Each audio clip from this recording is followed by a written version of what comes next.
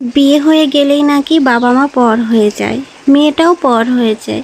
কিন্তু আমি আমার আব্বু আম্মুকে দেখেছি, তারা আমাকে ছাড়া একটা জিনিসও খায় না। যদি আমার আসতে সময় লাগে তবে সেটা আমার জন্য রেখে দেয়। আসসালামু আলাইকুম এভরিওয়ান, কেমন আছেন সবাই? আজকে আমি আছি আমার মায়ের বাড়িতে। তো এই তো এটা আমার আম্মুর রান্নাঘর, আর রান্নাঘরটার অবস্থা দেখতেই পাচ্ছেন, খুবই খারাপ।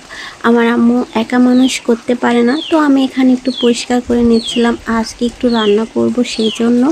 যখন ছোট ছিলাম বড় হওয়ার খুব শখ ছিল, যখন বড় হইলাম তখন মনে হলো বড় হয়েই যেন আমি ঠকে গেছি। তো যাই হোক, ছোটোবেলাটা আর কখনোই ফিরে পাবো না। তো আজকে আমি রান্না করব ভুড়ি স্পেশাল। ভুড়ি আমার অনেক পছন্দ, আমি ছিলাম না এই জন্য আম্মু ভুড়িটা রান্না করে নাই। তো আজকে আমি ভুড়ি রান্না করব। এখানে ভুড়ি রান্না করার জন্য ভুড়িগুলো আমি ফ্রিজ থেকে অনেক আগেই বের করে রেখেছিলাম, আর এখন এগুলো সব খুলে নিচ্ছি। এখন আমি সুন্দর করে কেটে নেব। বাবার বাড়িতে প্রত্যেকটা মেয়ে রাজকন্যার মতো থাকে, আর শ্বশুর বাড়িতে যাওয়ার পর অনেক কিছু মানিয়ে নিতে হয়, চলতে হয়, সব কিছু মিলিয়ে জীবন। একটা সময় ছিল যখন আম্মু আমাকে রান্না করে খাইতো, আমার বোনদের ভাইদের রান্না করে খাইতো, আর আজকে আমি আম্মুকে রান্না করে খাওয়াবো, আব্বু আম্মুকে রান্না করে খাওয়াবো।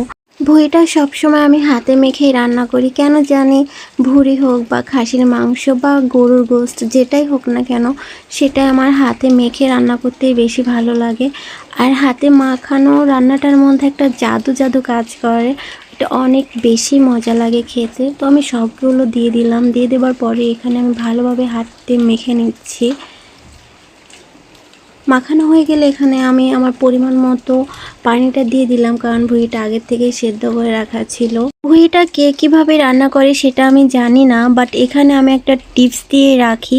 ভুঁড়িটা আপনারা যেদিন রান্না করবেন ঠিক এভাবে হয়তো কষিয়ে নেন, তো সেই দিন না খেয়ে পরের দিনে এরকম অল্প একটু তেলের মধ্যে অল্প একটু রসুন থেতলিয়ে নিয়ে তারপরে কিছুটা জিরা দেওয়ার পরে এভাবে তেলত দিলে ভুঁড়িটা খেতে আরও বেশি ভালো লাগে। আর আমি ভুঁড়িটা এভাবেই রান্না করি, আমার কাছে এটা অনেক মজা লাগে খেতে। আর এই তো ভুঁড়ি রান্না প্রথম দিন খেলে অতটা ভালো লাগে না, যেটা বারবার বারবার জাল করে খেলে যতটা মজা লাগে।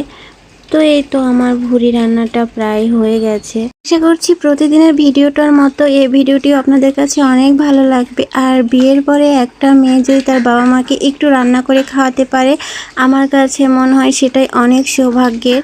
তো আলহামদুলিল্লাহ, সবাই ভালো থাকবেন, সুস্থ থাকবেন, আল্লাহ হাফিজ।